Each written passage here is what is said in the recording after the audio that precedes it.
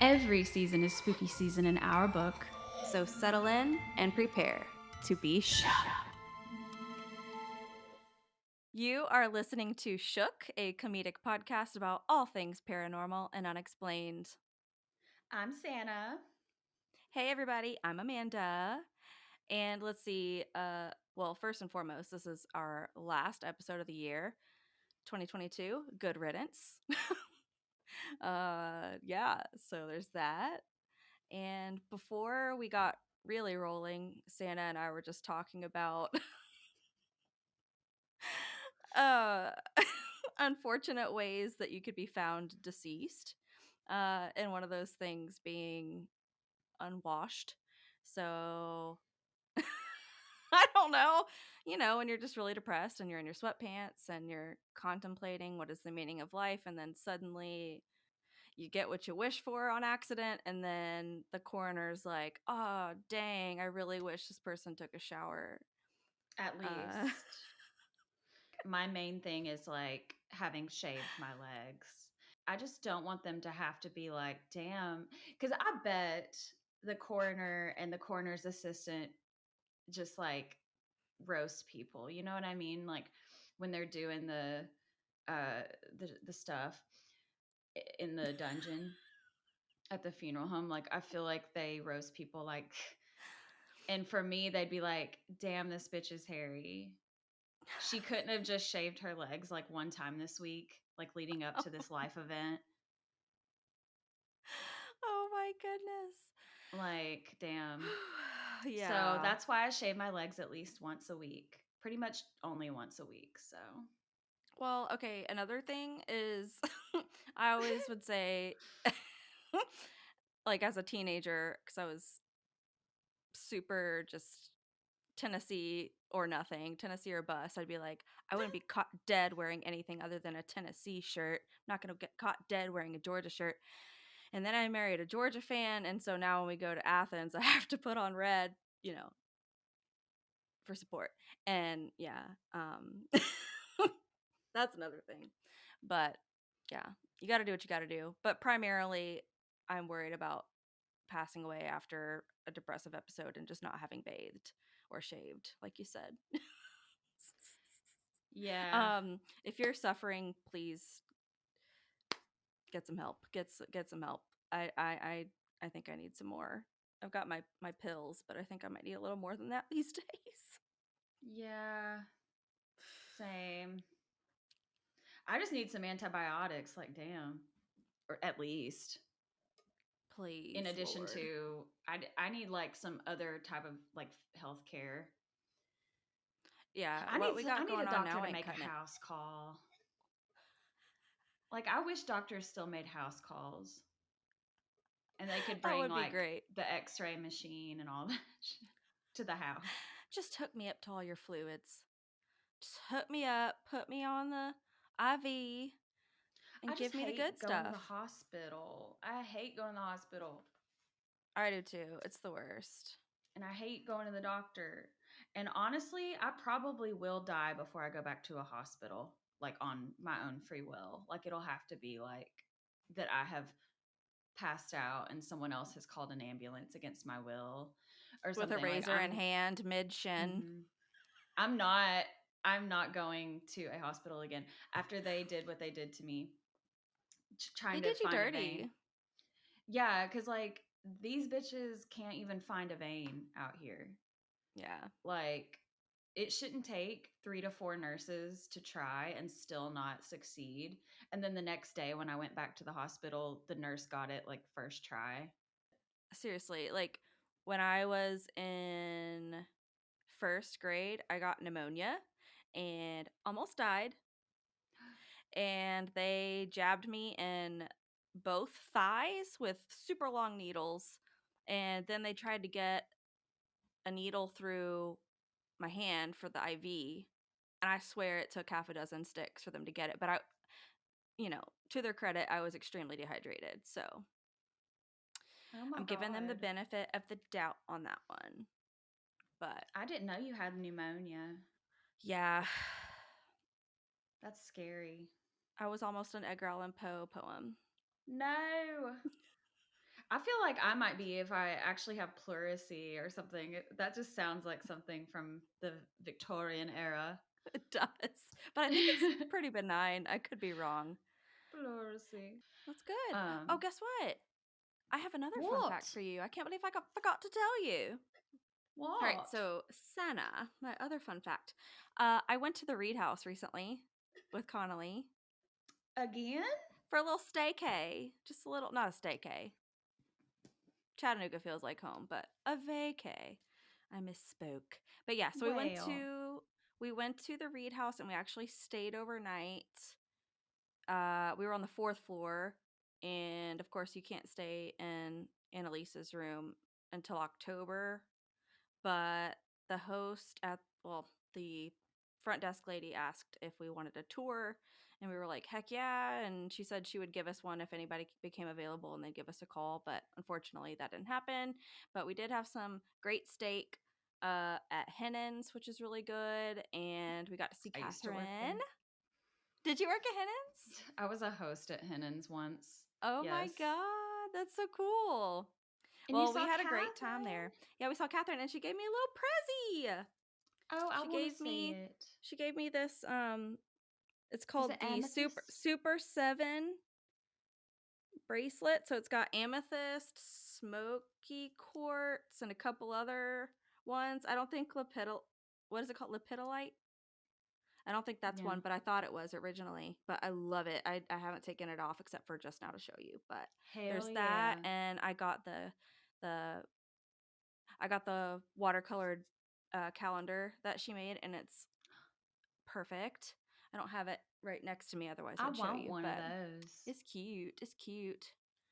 I But want yeah, me so one of that's all them. I got. Do you have any other fun facts? I feel like I do have some. Oh, yes. I do have fun. There's stuff that I'm forgetting right now that I wanted to tell you all week. Oh, fun fact. So my phone was broken for like over a week. Cause I drop my phone constantly and I'm always cracking the screen up. And the other night while I was making my weekly spaghetti in the kitchen, I dropped it off of the counter into the floor for the last time. Oh no. And at that at that point the screen didn't work at all. So anytime I tried to navigate the touch screen, it would just start calling people randomly. It called one of my managers at 12:45 a.m. Oh no. This bitch was being messy. This bitch was being messy, calling my manager. And my manager's wife was like, "Why is she calling?" Oh And I had to explain. I was like, "Mark, I didn't want nothing. My phone was just on the fritz." I had to do like I did you and like Siri voice command, be like, I didn't want nothing. My phone's just calling everybody. no. Oh my gosh. And it was opening random apps.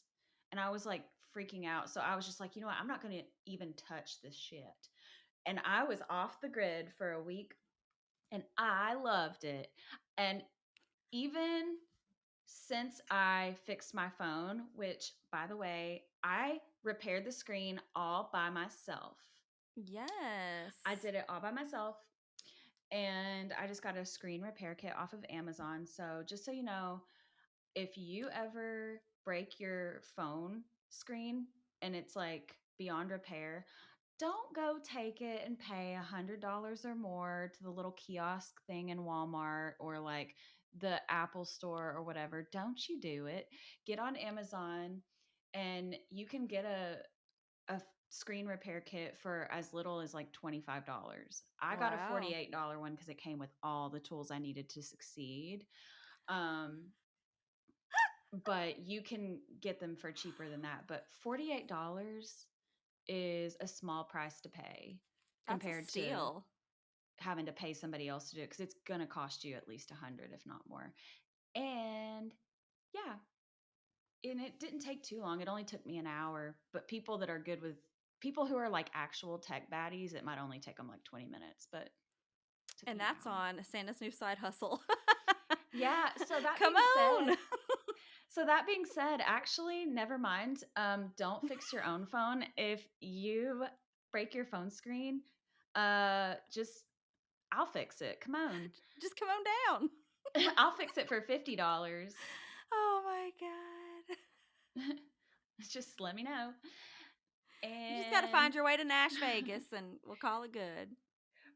but that being said, the being off the grid like was the greatest thing that's ever happened to me because my screen time was really like out of control.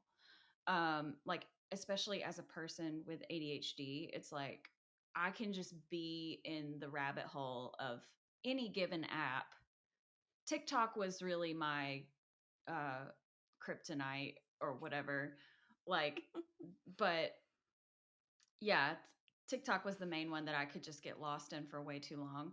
Yeah. And I haven't been on TikTok at all, not even one time since I fixed my phone, which I did a few days ago. So, and I plan on not doing it. And I've been so productive ever since I've been off the grid. Like, I finally finished. You're not going to believe that I even still was working on this, but remember when I was trying to finish that cross stitch for Sannah of her Pomeranian? Oh my God. How did I know you were going to say that? Oh my God. Can I go get it? Can I go get it? Yeah, Real go quick. get it. Go on. Don't look at my back. I know Santa's going to cut this out, but the tea is she's wearing a promiscuous, backless outfit. I can't believe it. Just kidding. I It's got gorgeous. the contraband.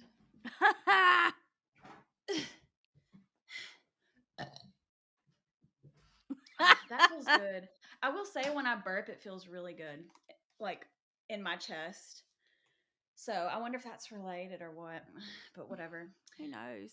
Anyways, so basically last year I started a special cross stitch for my best friend Sannah, of her Pomeranian Paxton, who is also known as my godson.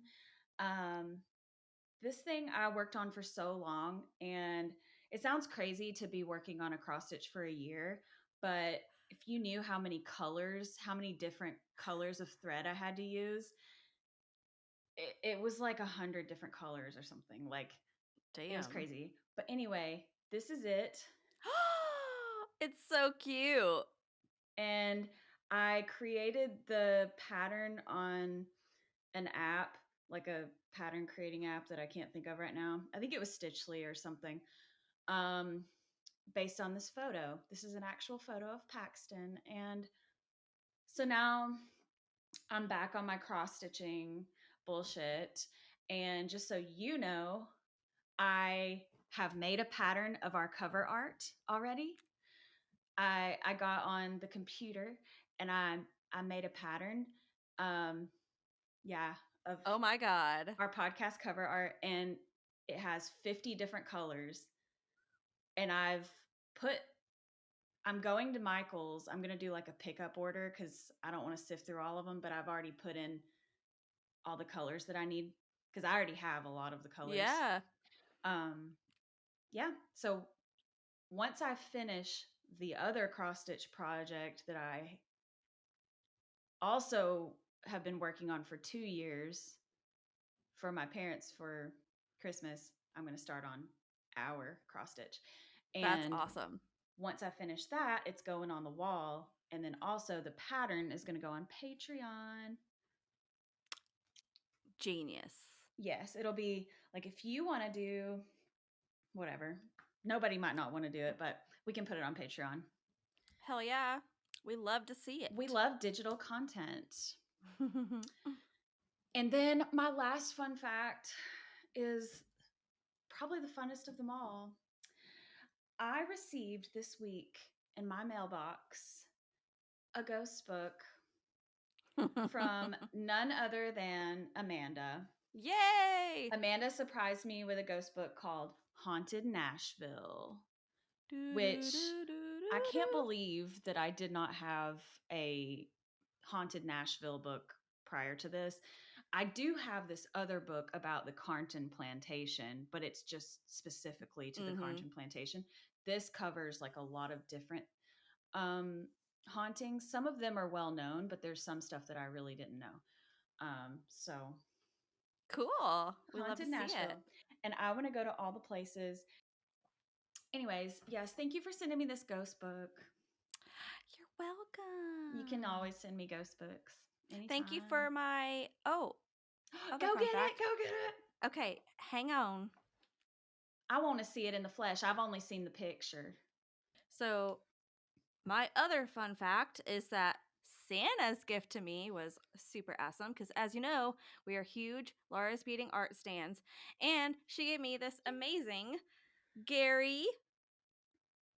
He's so cute, and he's supposed to be holding a little black carnation, and he's got a little hole for it right here. You can't really see it, but yeah, you can put any little lavender in there, whatever, like a little sprig of rosemary, whatever you want to do. Whatever you want. So I had it in there for a while, but my cats got curious. So I was like, don't want them to eat this probably painted thing because, don't want them to get poisoned. All right. It's a choking hazard. Choking hazard. kids. And I also got these super cute Gary Yes, stickers. they're so cute. In fact, I'm going to leave these on my desk so I can put them both on my laptop next to our shook sticker. But yes, thanks, Sannah. I love it. You're so welcome. And that Gary figurine is limited edition, and I'm willing to bet that there's not any left in her store, but you should go check.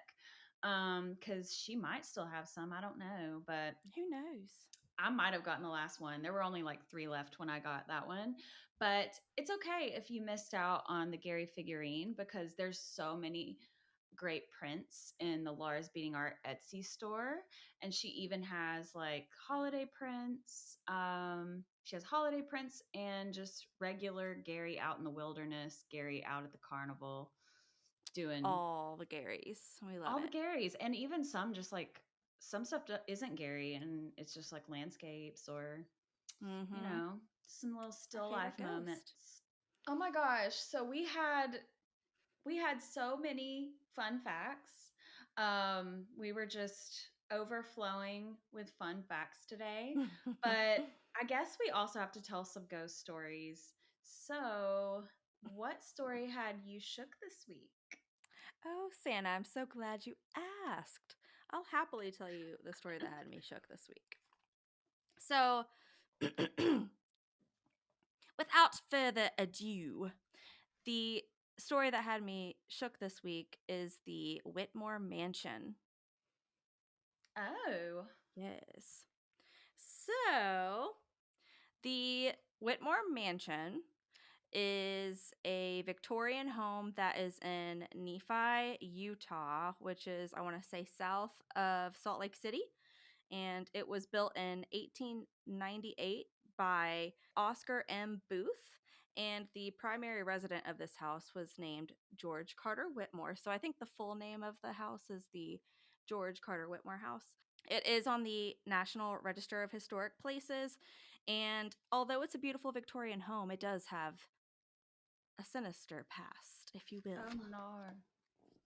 So before I get into the mansion itself, I did want to give you a little bit of backstory on the area, Nephi, Utah. In Nephi, Utah in 1853, which was, oh gosh, what is math? I don't know. Several years before the house was built, there was a massacre of the Goshute tribe. I want to say there were 7 members of the Goshute tribe who, after being dug up, they were found to have been shot. And just a really brutal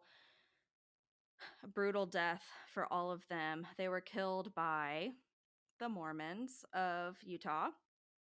I guess there was some dispute over the land or what have you, but in any case, obviously it's not right to do that. So there's kind of a little bit of a sinister past there with that. And Where this massacre took place, I want to say, is about 8 blocks away from where this mansion is. This mansion, it's believed to be cursed, and it's currently open to the public. I did recently watch a Ghost Adventures episode on this. It's in, I think, the most recent season, season 25, if you want to check that out. And in this episode, the owner, the current owner, her name is Jackie Clements. She said that a family member who was staying at the home one time had a bad sleep paralysis episode where there were 2 men that appeared to be dressed in old-timey clothing that were standing over her bed, completely freaked her out. And one of the men's believed to be Mr. Whitmore. But who's the other fellow? Well, another thing about this place is Mr. Whitmore was a huge cattle guy. He was also in the Senate. Like, he did all kinds of cool stuff. He was an important figure. And there was a man, or rather a boy named Joe Walker, who had these cattle, and he wasn't able to take care of them because he was too young. So his parents said, "Hey, let's have Mr. Whitmore take care of these cows while, you become of age, and then you can come reclaim your property." Well, allegedly, when Joe became of age and was ready to reclaim his cattle, he went up to Mr. Whitmore and said, "Hey, can I get these cows back?" And Mr. Whitmore said, "No, you can't have them. They're mine." These cattle are mine. I was trying to do the "Suck it is mine" voice. Suck it. Suck it is mine. Anyways. Remember?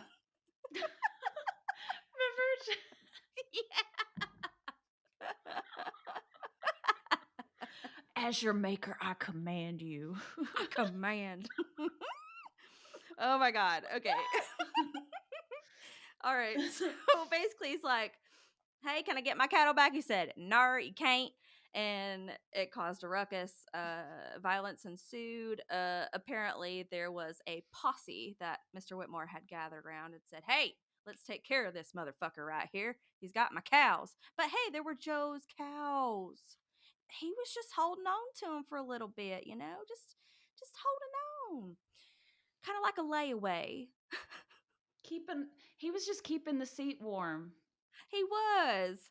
I don't know, let bygones be bygones, but there was some sort of misunderstanding. There had to have been, because this posse killed Joe. And when his remains were found on the property of this house, the mansion, he had a bullet to the back of his head. So they did him real dirty. And so, yeah, that's one reason, aside from the Go Shoot massacre, another reason why the mansion might be cursed. There was lots of uproar about what happened, and obviously, and there were some newspaper clippings that they showed on the episode that said, "He was just an old defenseless cowboy trying to get back his own. Joe Walker never harmed anyone in his life." And that was said by Miss Jensen. Miss Jensen, don't know who you are, but that was really sweet of you to say. And then another clipping said, "Joe Walker was at our ranch when the Castle Gate robbery happened, and he didn't leave once." Whatever that means.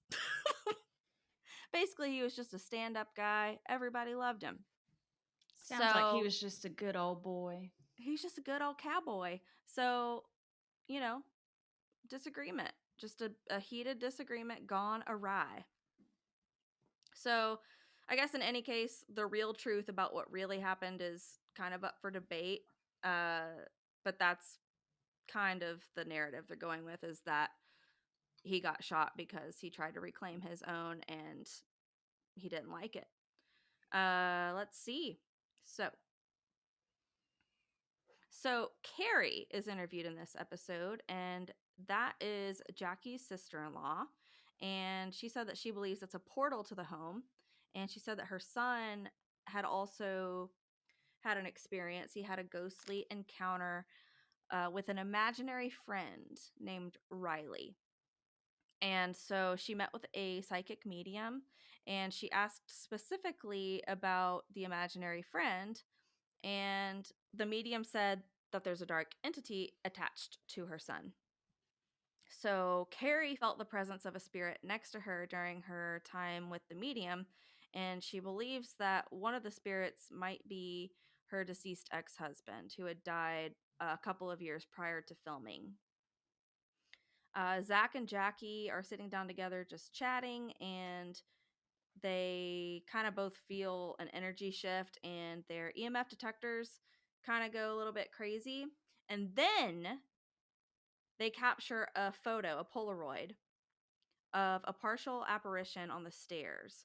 So it looks like, so on these stairs, the stairs are going to be important. It looks like there's kind of like a drawn out orb looking type thing, but it's not just a little circle. It's like several little, it's like a line, a string of spirits, I guess. It just looks kind of funny. And I don't think they were able to replicate it, so it wasn't debunked or anything. But that whole Polaroid photograph is corroborated by a matching SLS anomaly stick figure. So then they decide they're going to keep investigating. So a visitor comes by and tells Zach that just a few blocks away, that's where the human remains of that Ghost Shoot tribe massacre had taken place. That's where those remains were found. Not too far. And they were a peaceful tribe. They were just killed needlessly by the Mormons. And after that's explained, there's a psychic named Vivian, and she comes to visit the mansion. Vivian, she immediately picks up on the heavy emotion upon entering. And Aaron, he says that he felt something touch him. I know he did. He felt it. He just felt it. If anybody's gonna feel it, it's Aaron. Yeah. If anybody's gonna get touched by a demon, it's Aaron. Touched by an angel. Do you remember Yeah. that? Was that a show? That was. I watched that show all the time when I was a kid. For me, it was Charmed, but I'm pretty sure my mom Della also Reese. watched Touched by an Angel. Oh, I watched it all the time on PAX TV. Mm-hmm. Yeah. PAX. And they also had Diagnosis Murder on there. Diagnosis Murder. I forgot about that. Yeah, that was Dick Van Dyke. Shoot. All these shows I keep forgetting about. Okay, so Aaron says that he felt something touch him, of course. And then Vivian says that she thinks that a little girl named Sarah may have touched him and that she had run down the hall. That's what she sensed. So oftentimes in this mansion, folks report seeing the little girl through the upstairs window, and they keep taking photos and doing all their stuff, and they capture this crab-like SLS stick figure. It's really creepy looking. It's giving demonic, TBH, and there's just this negative energy shift in the room, and nobody liked that. So while investigating the bedroom where those two old-timey guys were seen in the sleep paralysis episode, Zach captures an unexplained, indistinguishable EVP. It sounds a little bit like a man's voice. It's kind of mumbly. And Zach asks, "Who's there?" Well, upon playback, it sounds like the male figure says, "I'm the ringleader." Sounds like something Mr. Whitmore would say if you ask me, because he thinks he's the head honcho in this town. He's going to take down anybody who crosses him, takes his cattle, even though they're not his, etc. So that's on ego. Everybody clears out so the Ghost Avengers team can investigate overnight. And prior to the nighttime investigation, Aaron kind of experiences some health scares, if you will. He doesn't feel right. He says, "Okay, are you ready?" He says, "Something is telling me to go to the basement." No. Don't go in the basement. I don't remember if he says those exact words, but I wrote down in my notes basically, I said, something's telling him to go to the basement, and so he does. And then I put a note, I said, LOL, Aaron, go to the basement, like in the Reddit. I'm thinking the something that's telling him to go to the basement is just Zach Biggins. Probably. In an earpiece, being like, go to the basement. Psst. Oh my God. It's so funny. So, no. Check it out. Zach goes with him. Oh. So Aaron and Zach go to the basement, and when they're down there, they hear a strange voice. And later, Aaron hears a woman's voice go, ooh. And he freaks out. He jumps back. He scares Zach. And Zach was like, just totally just auditioning for something. What's a good scary show that he would be auditioning for besides Ghost Adventures? Fear Factor. I don't know. Do you remember High that octane show? fear. Yeah. Anyway, so he makes a scene as usual. Zach then feels like he's being called to go to the bedroom where those two men were seen, the old-timey guys. And Zach captures on the thermal camera 2 distinct male figures. And girl, I'm going to show you this because I took a photo of it. Where'd it go? Here it is. I don't know if you're going to be able to see this. I really hope so, but I'll text it to you if need be. You see that? You see that shit? What? There's a body and there's a body. Bodies, It bodies, is. bodies. Great movie. I believe it is. You've got to see Bodies, Bodies, Bodies if you haven't. Oh, I do want to see that. Pete Davidson, dude. He's awesome in it. We Okay, love cool. Pete So Davidson. there's that. To me, that was probably the most compelling piece of evidence that I saw on this episode. Yeah. But yeah, they're icy blue. For those who are not watching the YouTube video, they're icy blue. So obviously cold, like a spirit would be. So that checks out. And the figures, they're very close to where the EVPs were captured. So that kind of corroborates the other. They capture an EVP that says, "It hurts." And then an unexplained hiss.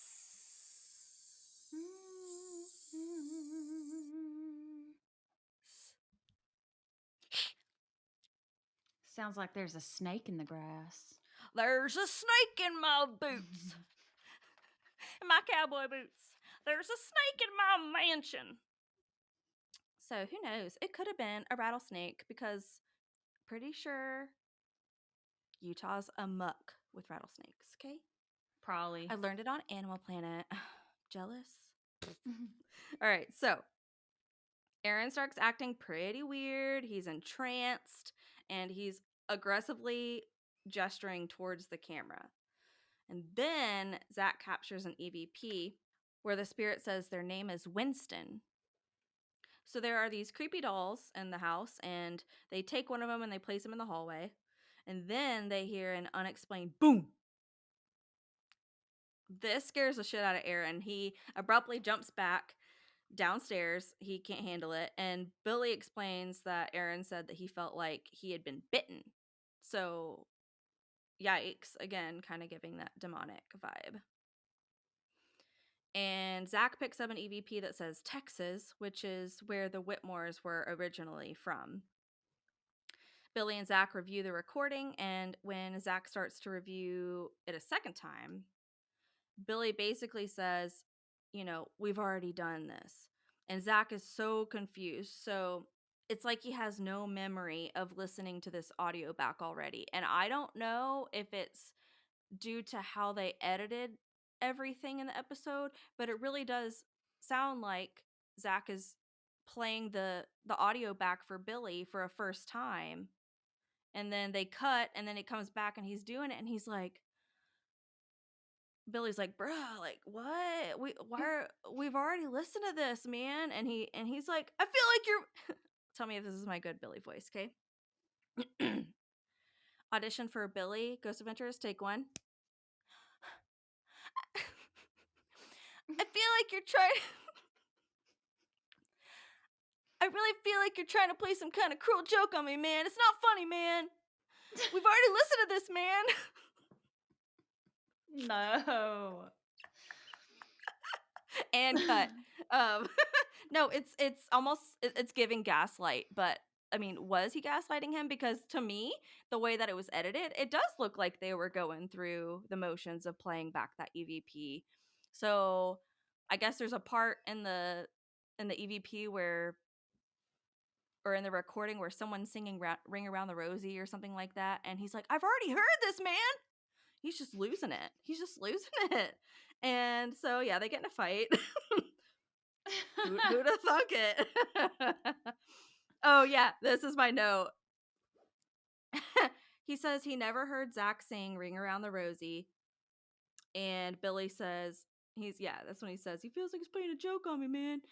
And then Billy then goes on to say that the spirits, he says, "These spirits are not allowed in my mind or my body, and I compel anything inside me to leave." Pretty much is what he says, kind of, sort of. It's tainted. It's tainted. Okay, so this Dark whole side. time, listen to this. So this whole time, Aaron, he's gone. He's just MIA. Nobody knows where he's at. And Zach goes to look for him. And then suddenly he finds Aaron just zoned out on the stairs with his arms like this. And he looks like a freaking monster. Like, he doesn't look like himself. It's very blurry and off putting and just unsettling.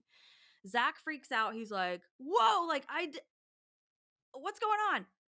And Aaron says, "I didn't know I was standing there." And he just starts sobbing. He's he's completely confused. He has no freaking clue how he got on those stairs. Mind you, the stairs are where those partial apparitions were captured with that Polaroid. So he's just crying, and he bolts off, and he goes off to Nerve Center where Jay's located. And then Zach, he states that he thinks that the home is full of portals. And me personally reflecting on that whole sequence of events, all at the same time,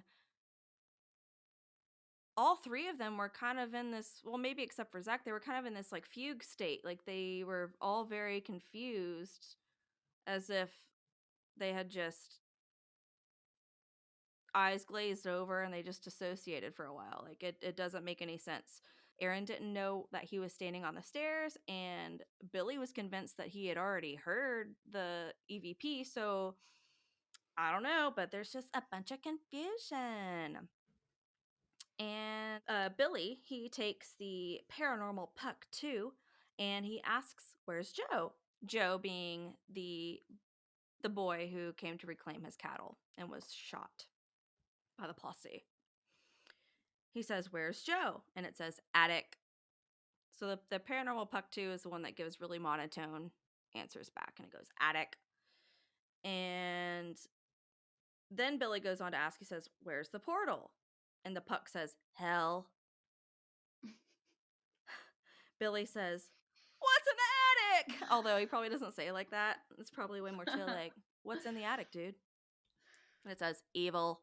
So, with all that said, Billy asks more questions, and it keeps saying attic just over and over again. So, at the end of the show, they're wrapping it up, and Zach pretty much just says, with an uncertainty, that he thinks it's portals. He once again reiterates that he thinks it's portals. So, in my opinion, there's a lot of just bad energy surrounding that location, not only for the attack on Joe Walker, but also the Go Shoot Tribe massacre that had happened not far from the home. There's a bunch of different reasons why it could have bad energy. It could be one thing, it could be the other, it could be a culmination. So who knows? But that's the haunting. That's what I got from that episode. I read some articles as well. I found that this place is open to the public. They do tours, and I think you can stay there. The owners at the time of recording, I think, are still the ones that own it now, but nobody lives there permanently. I guess they couldn't handle all these spirits. But on Google, the Whitmore Mansion has a 4.4 star rating. And in the reviews, everybody just rants and raves about the owners. They say they're great. And the entire home is just, it's gorgeous. Everybody loves it. Yeah, I could read all of these reviews, but I'll spare you the date so you can find it if you want to. Come on, let's go. Come on. Come on, let's get some more patrons on the Patreon so we can go. Let's go. But yeah, so that is the Whitmore Mansion, the George Carter Whitmore Mansion. Okay. And I hope you liked that story. I loved your retelling of the entire Ghost Adventures episode. Oh, thanks. No, actually, I truly did, because the tea is I'm probably not going to watch it. I watch it every now and then, but I can't really watch it by myself because I actually get very scared. Like when I watch Ghost Adventures, because they really do play up the like shit. I can't Like, watch it after a certain time, like at nighttime if I'm trying to go to sleep. Just the only during the day can I watch it. By music, myself. the sound effects, the Yeah, like it freaks me out. I can't. The editing is like too much, so it's like I simply can't. I can't. It's a lot. I did want to shout out. Ghost Adventures. No, it's fine. It's fine. But I did want to shout out this podcast that I found called Inhuman, a true crime podcast. And because of Ew. the true crime-esque beginning of this tale, I wanted to give them a listen. And they did a really good deep dive on the history of the home. And especially, they go really well into George Carter Whitmore's history as well. And just for the sake of time, I figured I'd just tell you guys about the juicy EVPs that were caught in the Ghost Adventures episode. But definitely check them out. I thought they did a really great job telling that story. So yeah, that's my story. That was what story really had you? Awesome, Hunty. Thank you. What story had you shook? I chose a story from my new ghost book, Haunted Nashville, which, just so everyone knows, is written by Frankie Harris and Kim Meredith Harris. And they are the founders of the Nashville Ghost Tours, as well as the Haunted Tavern Tours, which are like a separate ghost tour thing where it's kind of like a pub crawl. Oh my God, I want to go. Take me there. Yeah, we need to do both. But yes, this book really has a lot of great stuff about downtown locations, outside of downtown locations, as well as they even cover the Bell Witch. Ooh. But today I want to talk about a story called Murder in Printer's Alley. So I'm going to read this story because I want to. Sorry if y'all are tired of me reading stories. It's because I come ill prepared a lot of times. It's fine. But I will say I am going to be prepared for our next episode. And I already know what I want the title to be. Okay. And there's no way that you're going to disagree. It's a good one. Are you doing the Bell Witch? No. Okay. I can't wait for you to do that one. I can't wait. I am going to do that one. I really, really want to wait until we go. Yeah, we have so that to we have can to kind have of to go. both talk about it, because it could be an episode where we both talk about it. Really, I like that. You know, Yeah, we can kind of just like tell about like our journey, and that could be the episode talking about it, and then it could have like supplemental like video content for the Patreon and stuff. Like, you know what I mean? Yeah, it'll be an event, but for the next episode, it's gonna have something to do with, you know, the saying "New Year, New Me." Ooh, yeah. It's gonna be New Year, comma, something that's perfect. That's all I'm gonna say, and it does tie into what my story is gonna be about. I can't wait. So yeah, I'm gonna come prepared on the next episode, but for now, I'm reading the story. So, Murder in Printer's Alley. Historic Printer's Alley runs between 3rd and 4th Avenues, just off Church Street, in the heart of downtown Nashville. The nickname is due to the fact that printing has always been one of the prime industries in the city, and in the early days, that area housed many of the city's printing presses. During the sweltering months of summer, the presses would escalate the heat, so the printers could often be seen taking breaks in the alley to cool off. So they were probably just like out there in the alley, like taking their cig breaks and stuff. which people still to God, this I hate this day place. be doing that. God damn it, I can't wait till this holiday season's over. Ferris and Dewa, shout out. The sight of dozens of printers laughing and carousing is why the alleyway became known as Printers Alley. Even though the area has evolved and changed a number of times over the years, the nickname has persevered. And so Printers Alley, it actually, if you've never been to Printers Alley, the entrance to it, there's this big crosswalk and then a giant sign that lights up at night that says Printers Alley. And on the middle, in between Printers and Alley, there's this figure of a guy who has like a newspaper to symbolize the printing symbolism. So even though the area has evolved and changed a number of times over the years, the nickname has persevered. Since that time, Printers Alley has had the unfortunate, albeit deserved, reputation for violence and crime. In the late 1800s, there were over 90 different brothels in the downtown area. Wow. Like 90? Wow.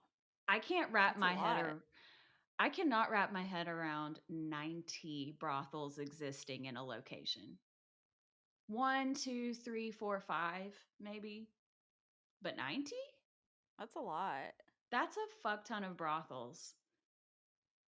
It is. I don't know. I'm speechless.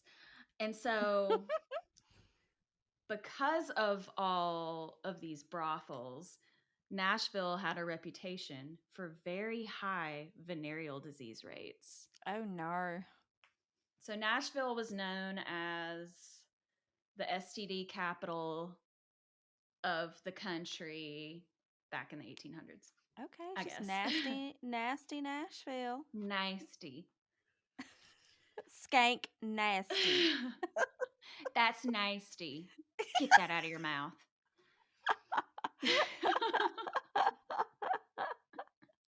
I think "Get That Out of Your Mouth" might be the title of this one.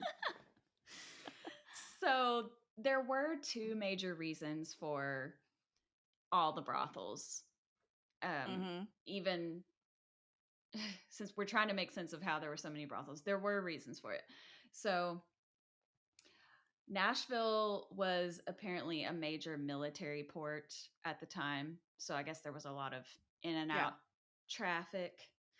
And then, of course, after the Civil War, there were a lot of women who were widowed and needed to support themselves one way or another. Yeah, in and out traffic, in and out dick. You know what I'm saying? And they said, "Sink or swim, bitch." They really did. They really did say.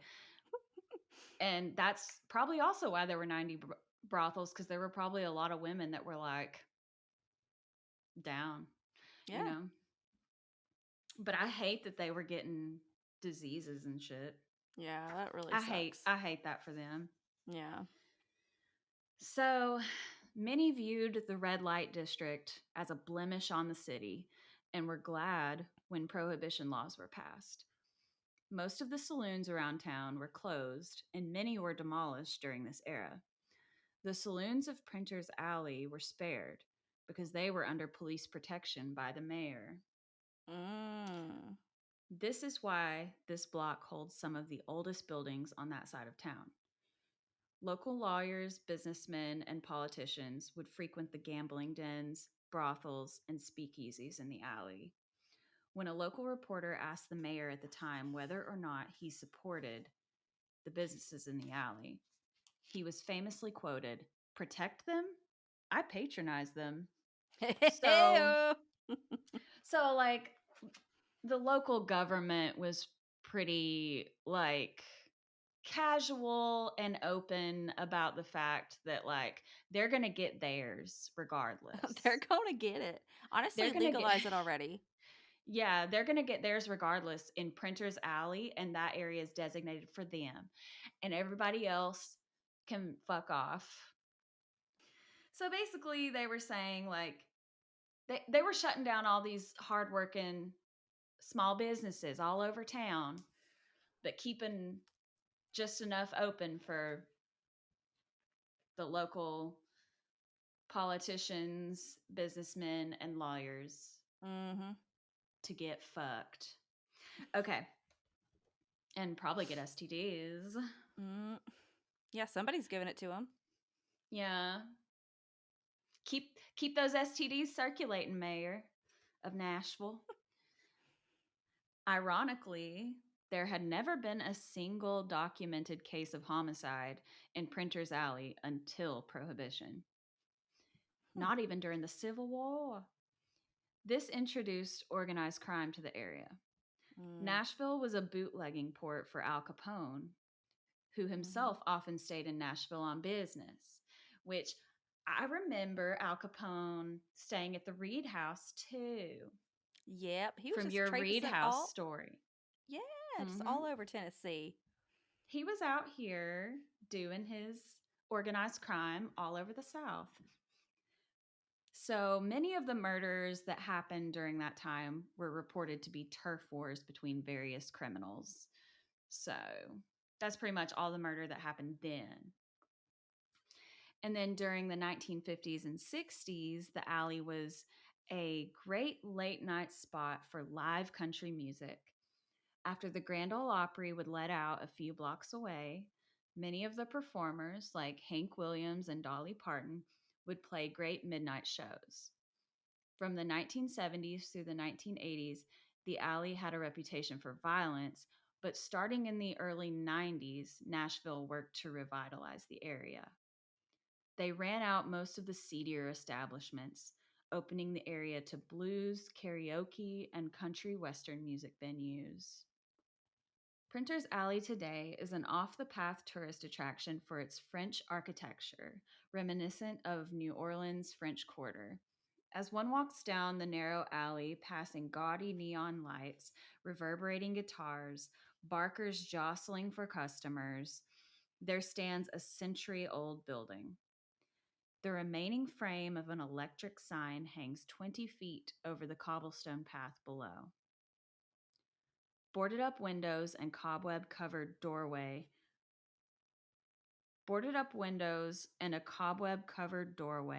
draw only a cursory glance from the alley's patrons. Only a few locals remember that this abandoned nightclub was the site of one of Nashville's most famous and tragic murders when it was known as the Rainbow Room. It was located on the bottom level of a much larger building with a remarkable history.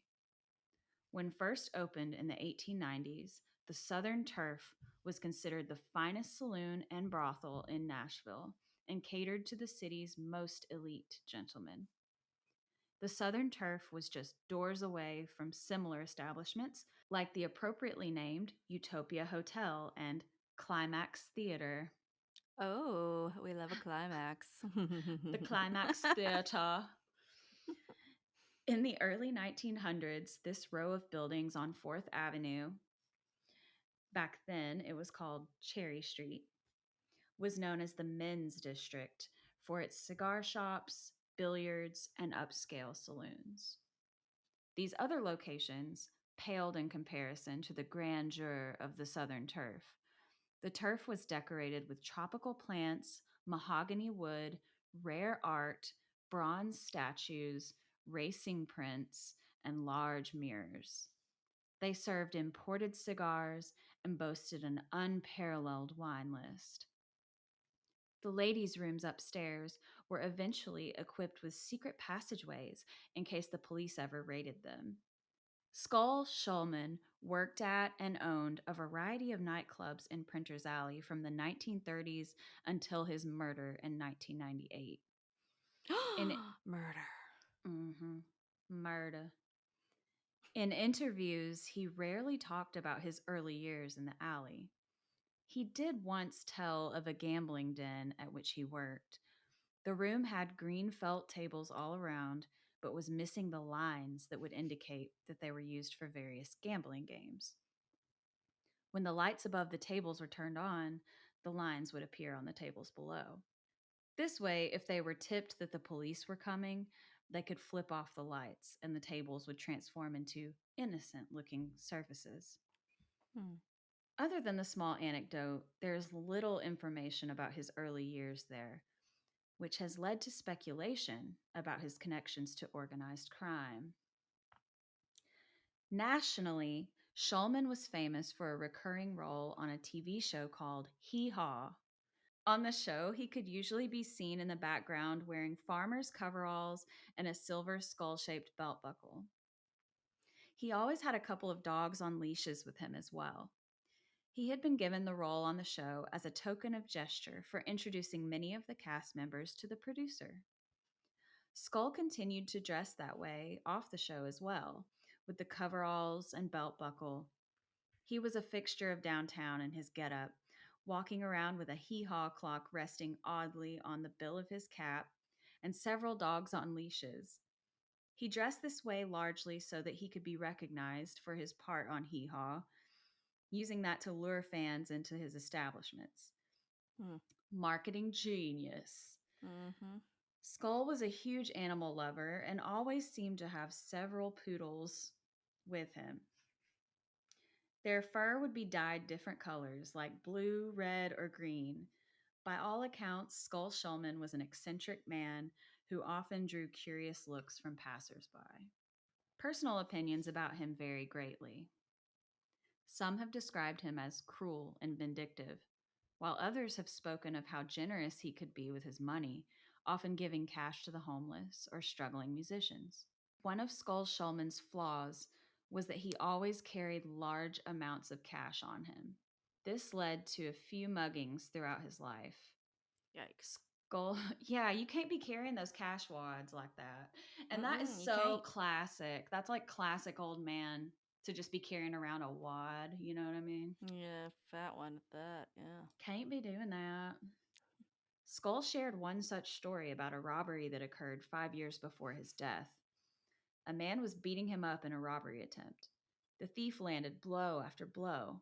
Between punches, Skull looked up at the man and made eye contact. The thief's jaw dropped. Skull later laughed about how the man had recognized him from Hee Haw and was starstruck. The thief exclaimed he was a big fan of Skull's and that he was very sorry to have to rob him, but he really needed the money. Well, dang. Unbelievable. I hate to do this to you. I hate to do you like that. I'm going to need that money. Unbelievably, the man continued to beat up Shulman and stole his money, despite being a big fan. Whatever flaws Skull may have had, he didn't deserve his fate. His death occurred at one of the alley's better-known clubs, the Rainbow Room. Mm. On the afternoon of Sunday, January 21st, 1998, that's my dad's birthday, January 21st. Aw. On the afternoon of Sunday, January 21st, 1998, two drifters planned a robbery. They were aware that Skull was a wealthy man. One of the men stood out front, watching nervously for anyone who might come by while the other man slid inside. Skull was tending the bar alone. The man rushed Skull, demanding he turn over the register. Unfortunately, Skull fought back, and a struggle ensued. Both men tumbled about the bar of Rainbow Room in an awkward, violent dance. They crashed into the side of the bar, shattering tumblers and bottles everywhere. Clutched in each other's grasp, the thief reached for a piece of broken glass. He grabbed it and attacked Skull Shulman, slitting his throat. Gasping for air and clawing helplessly at the wound, Skull Shulman slumped to the ground. The thief cleaned out the register and left. When he exited the bar, he and his partner took off in different directions, planning to meet up later. Yikes. That's brutal. Ugh. I hate him. I hate him. A few hours later, a cigarette vendor came into the Rainbow Room and saw the broken glass and the opened register. The vendor's eyes scanned the room and came upon Skull's body on the floor. Mm-mm. He ran over to the man. Skull still had a pulse, but just barely. The vendor called the police and waited. An ambulance whisked Skull away to the hospital. That evening, his friend, Tammy Wynette, sang to him at his bedside. He did not survive the night. Skull Shulman was 80 years old at the time of his death. It's so crazy because he maintained his business from 1930 to 1998. So he was active in Printer's Alley for every freaking era of American Yeah. history from 19th century. Yeah. And 1998 wasn't even that long ago. Mm-mm. I mean, it was, but it wasn't. If I really think about how long ago it was, I will feel very old. I was 8 years old in 1998. Bruh, I still think that the 70s were 30 years ago, and I'm like, oh no, I'm 33 and I was born in 89. Oh no. No. No. And also I just the thought of like somebody just hurting an old man like that. Oh my How god, could he you was do 80. it? And with the shard of glass, that's Just pieces of shit, dude. next level cruelty. I hope they died. I always say that. Every time somebody kills somebody, I'm like, I hope they died in a ditch. I cast a hex on you. Yes. I hope they're enjoying hail. So, the story made national headlines and was featured on America's Most Wanted due to Skull's fame. There weren't any eyewitnesses, and speculation about Skull's murderer was rampant. Skull had made many enemies in business over the years, leading most to believe that he was targeted. Despite countless hours of investigation by the police, the trail ran cold. The murder had been considered by most to be forever unsolved. It appeared that Skull's killers would never be identified. But 5 years later, one of the men was arrested in Nebraska on a completely separate charge. During the intensity of the interrogation, the man broke down. He confessed to a variety of crimes that he had committed in his life, including the murder of Skull Shulman. He later turned on his partner, and that man was also subsequently arrested. Both men were eventually tried and convicted on a number of accounts, including Skull's murder. They were each given the death penalty. Their names were Jason Spence and James Cavey. Since that grisly murder, the Rainbow Room has been closed. It's been used as a makeshift storage building by the Blues Bar next door. The Blues Club would keep items that weren't needed on a daily basis, like extra chairs, tables, or cases of glasses in the empty club. Over time, the staff began having inexplicable episodes. The barbacks would often enter the storage room alone to fetch a keg or a case of napkins. On some occasions, they would claim to hear whispers from all around. They would spin in circles trying to spy the source, but the room would prove empty. If an employee would happen across the part of the floor where Skull's body was found, he would often feel severe coldness, even though the room itself was very hot and stuffy. Cold spots are a common symptom of haunted locations. Some of the witnesses described seeing a dark shadow figure crossing the room, although no actual person was there. It was frequently reported that a sweet smell could be picked up in the air, like Aquavelva or Stetson. Skull was famous for his cheap colognes. On a particular evening, a couple of years after Shulman's murder, one of the barbacks from the Blues Club entered the old Rainbow Room to retrieve a rack of glasses. The room was dark, but he knew the layout and where he was going. This hulking man with long red hair crossed the floor and knelt like a weightlifter to pick up the heavy glasses. Just as he was about to lift, he felt a hand plop down on his right shoulder. He spun around, half expecting a fight, but no one was there. That night, he told the manager that from now on, he would only go inside if he had a partner with him. His manager found it amusing that such a large man would need an escort anywhere. Over the years, a variety of ghost hunters have claimed to have captured Skull on film. Most of the pictures of him have been taken at the doorway entering the Rainbow Room. The photographs themselves are always clear, but to the right of the door, often a bright cloud emerges. It appears that the face of Skull Shulman is inside this multicolored cloudburst. It's logical that he chose to materialize in this location because in life, he was known to sit on a little folding chair in this spot, taking money at the door with his poodles all around his feet. And that's the story of the murder in Printer's Alley. So I work around Printer's Alley. So that's why I was drawn to this story. And so another reason I was drawn to this story is because literally the night before last, when I was at work, there was a woman who got mugged right outside in Printer's Alley, or right outside of Printer's Alley. And No. well, a man tried to mug her and she stabbed him 3 times. So Like he did fatally? not, yeah, he died. He did not succeed Ooh. in murdering her. He did not succeed in mugging her. She successfully defended herself. Well, good for her. I mean, you play with fire. You mean play stupid games. You win stupid prizes. Mm-hmm. And so once again, there was an ambulance outside of Printer's Alley. But yeah, so that was a really interesting story for me. Oh, yeah. And No freaking clue that there was a hee-haw murder. My mom yeah, told me about that show. I don't remember if she said she liked it or if she hated it, but in any case, most people loved Hee Haw. did they? Then maybe she loved it. But yeah, I It's a never heard of any beloved kind of show. scandal like that. Like, that's yikes. Yeah, it was like a variety show. Like Yeah. a country folk variety show. Country folk SNL. Yeah. Yeah, that man, like he was out here for a long time. Yeah. Like when you Only hear to of be a murdered. 80-year-old or however old person die, you think, oh, natural causes, not freaking stabbed with a fucking piece of glass.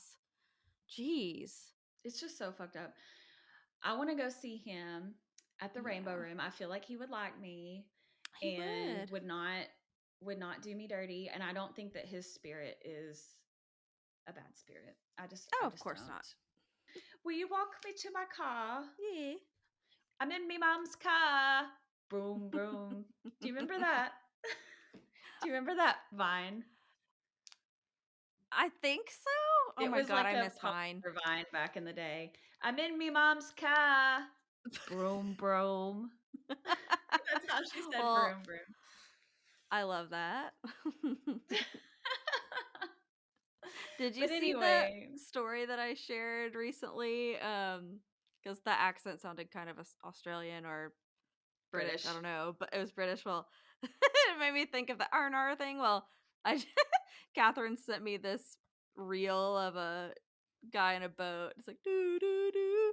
It says me, pretty much saying I say R&R too much, and so now I've got to go to Australia or whatever. It was yes. my friends are tired of me saying R&R. I do say it too much. I know. I might have to retire it. It's ingrained in my brain now. I'm going to retire it or send it on a holiday. A holiday. I'm sending Yeah. I'm sending Nar on holiday. I don't know if I can make the same promise, but I'll try. We interrupt this broadcast to bring you Sannah from the Beyond. Just kidding. It's Sannah in post-production. It turns out I was spreading some misinformation all over the place when Amanda and I first recorded this episode. I used one source, as I tend to do. This book was printed in 2009. So at the time that this book was published, the Rainbow Room was still boarded up. But in 2015, Skull's Rainbow Room was reopened as the entity that it is today. So you can go to Printer's Alley today and you can go to Skull's Rainbow Room. I just wanted to reach out from the beyond with this unfinished business to stop the spread of misinformation now. But yeah, y'all, that's our episode. Thanks for listening. Hope you guys had a happy holiday. And oh my gosh, Happy New Year. New Year's Day is very soon, and we'll be back in 2023. Hopefully, it's a better year Happy all around. winter solstice. It's Oh, winter heck yeah. solstice today, just so y'all know. Um, a little peek behind the curtain. It's actually not even Christmas time yet. We're recording this on the 21st, which is winter solstice. Yes. And this is a time for us to go inwards and just take care of ourselves. Like, really, above all, take care of yourself during this Mhm. time. And then soon it's going to be New Year, New Me shit. So just tune that out for now and do things that bring you peace and Yes. get rest. And in the new year, we'll get back to the grind. We'll get back to the grind then. Yeah, Okay? don't feel like you have to change your whole freaking life just because it's January. You can start goals and try new things any time of year. It doesn't have to be just because everybody else is doing it, you know? Like, just Yeah, love you really yourself. can do it any time of year. I quit vaping in October. I'm so proud So of you. I'm so proud of you. it's been months, honey, and I haven't touched it since I quit cold turkey. And that's just proof positive that you don't have to do a New Year's resolution. You can do a Halloween resolution. There we go. You can do an Easter resolution. You can do it's just a Wednesday resolution. Yep. Doesn't Any day fucking can be the day. matter. But that being But said, yeah. I am going to be relying on New Year's resolutions just to motivate myself. And I'm getting a new planner. I'm going to send you the link to it. Yeah. I'm really, it's like a witchy planner on Amazon. I'm going Cute. to send you the link in a moment. We love to see it. And you might want to get it. I don't know. You don't have to, obviously, but if I you do want love it, a you should. planner. You know, us both having ADHD, I have to write stuff down or it's over. Like, rip. Yeah, I usually always have a planner every year, and that is what has kept me just functional. But this past year I did not have a new planner. It was the only year in my adulthood that I didn't have a planner that was, current. Just felt lost in this world, I bet. I did. I don't know where I'm going or what day it is. I sure did. But yes, so enjoy the new year. Yes. It's about to be New Year's Eve. Don't fret if you don't have anyone to kiss, because neither do I. Just love yourself. Yeah, just like take care of yourself. And you don't have to drink just because it's New Year's also. But if you want to, do it. I'm going to be sober Sally, as usual. Me too. Because I'm going to be working. I'm working on New Year's Eve and New Year's Day. But it's like the night both times. So I don't have to be there early. Hell yeah. But yeah. All right. We love you guys. And if you enjoy the show, please leave us a review and 5 stars if you don't mind. And we'll see you very soon. Yes. I just want to say that one of my manifestations going into the new year is that we will have by mid-year 100 or more Patreon patrons. Ooh, I can get behind that manifestation. I want that. She wants it. She sees I want it. that for us because I want us to go on our field trips. That's right. And I feel like you guys would love to see us going on field trips out in the wild. Just getting Imagine harassed what by we all could the do spirits. in an actual haunted house. Oh my gosh. I don't know if I'm ready. I really want to go to Bellwitch next year. We're going to. Yes. We're going to. That's another manifestation. We absolutely are going to do that. Let's do that for my birthday this time for real because they open in June, I think. They either open in May or June. So I really, really hope so. Alrighty. I got to go pick up my husband.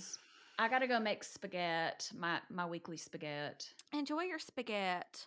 Oh, I will. I'm excited. All right, y'all. We'll see you next time. Well, actually, we'll see you next year. See you next fall. All right, love you. Bye. Thank you so much for tuning in to Shook. New episodes of Shook drop every other Wednesday on Apple Podcasts and Spotify, soon to be wherever you find your podcasts. Check out our show notes for more information on this week's episode, our social links, and more. Until next time, stay shook. Hey, do you have a personal paranormal encounter that you'd like to share with us? Visit our website, shookpodcast.com, to fill out our contact form. Or you can send us an email at shookparanormalpod@gmail.com.